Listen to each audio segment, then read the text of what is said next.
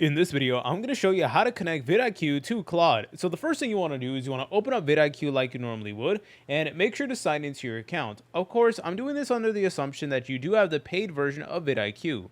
The next order of business is you want to go ahead, go to the bottom left, select on your profile picture, select over here where it says account settings. Now, once you're over here, it's going to give you a bunch of information about your account, and you want to go ahead and go to this section that says MCP.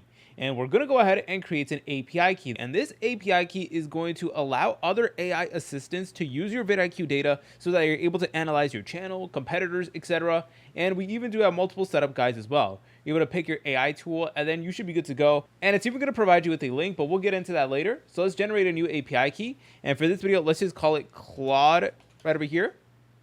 Select on generate.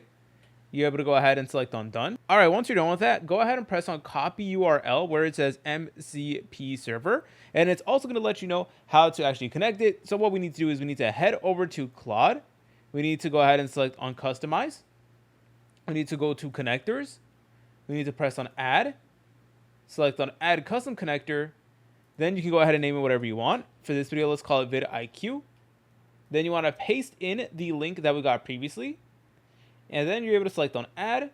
And I already have it added, so that's why it says a server with this URL already exists. But basically, once you have that added, then you'll notice that VidIQ is going to appear as an option.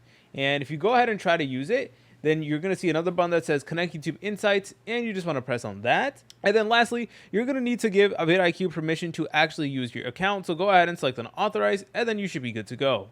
All right, and then there you go. It is now going to say connected to VidIQ for Claude. And now you can do your work right over here, but just make sure that VidIQ is selected. And you could do things like audit my channel and stuff like that, and incredibly useful things. If you guys found this video helpful, make sure to leave a like and subscribe. I'll see you in the next video.